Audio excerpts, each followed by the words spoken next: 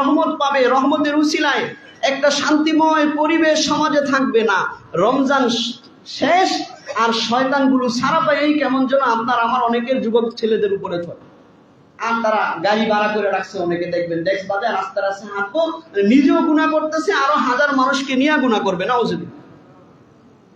এদেরকে বলা হয় ফাসিকে মুজাহিদ, যারা মানুষকে দেখা গুনাহ করে আনন্দ পায়। গোপনে গুনাহ করলে আল্লাহর কাছে মাফ চাইছে, আল্লাহ গোপনে মাফ করে দিছে। কিন্তু প্রকাশ্যে আপনি গুনাহ করছেন, মানুষকে হাজার হাজার মানুষকে সাক্ষী বানাইছেন, আল্লাহ রাসূল বলছেন যে এই গুনাহ আল্লাহ মাফ করে না। এই গুনাহ আল্লাহ তাআলা কি করে না? না, আপনি তো হাজার হাজার মানুষের সাক্ষী বানাইছেন আপনার গুনাহের। আরেকটা হাদিস শুনে বয়ান শেষ করে দিব। আল্লাহ রাসূল সাল্লাল্লাহু আলাইহি ওয়াসাল্লাম বলেছেন, আম্মা জান আয়েশা থেকে বর্ণিত, বুখারী মুসলিম সহ একাধিক হাদিসের কিতাবে এসেছে, আল্লাহ রাসূলকে জিজ্ঞেস করা হয়েছে, আইয়ুল আমালি খাইর ইয়া রাসূলুল্লাহ, ওগো আল্লাহর রাসূল কোন আমল সবচেয়ে বেশি উত্তম? অন্য হাদিসে আরো অন্যরকম ভাবেও বর্ণিত হয়েছে। মূল কথা হলো আল্লাহ রাসূল জবাব দিয়েছেন, আহাব্বুল আমালি ইলাল্লাহি আদওয়ামুহা।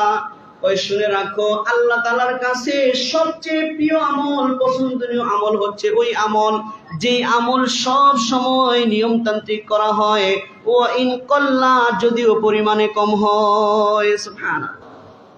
যে আমল সব সময় করে বান্দা, ওইটা আল্লাহর কাছে বেশি পছন্দনীয়। আপনি রমজানে কোরআন তেলাওয়াত করছেন, রমজানের বাহিরে করেন, দরকার এক লাইন করেন, দৈনিক এক লাইন পড়েন। 5 ওয়াক্ত নামাজ রমজানে পড়ছেন, রমজানের বাইরেও করেন। দান সদকা রমজানে করছেন, রমজানের বাইরেও করেন। কম করেন, সমস্যা নেই, কিন্তু নিয়মতান্ত্রিক আপনি ওই নেকের কাজটা করে যান, এইটা আল্লাহ পছন্দ করেন। রমজানে একেবারে সারা রাত সজাগ ছিলেন, রমজানের পরে ফজরই পড়েন না, নামাজি কাজে করে ফেলেন, এইটা আল্লাহর কাছে পছন্দনীয় না।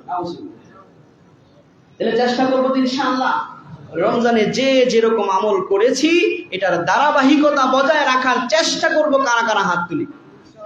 আল্লাহ তাআলা আমাদের সকলকে তৌফিক দান করেন। আল্লাহ তাআলার গায়বী সাহায্য দিয়ে তৌফিক দান করেন। আল্লাহ তাআলার গায়বী সাহায্য দিয়ে শয়তানের ধোঁকা থেকে আমাদেরকে হেফাজতে রাখেন। ও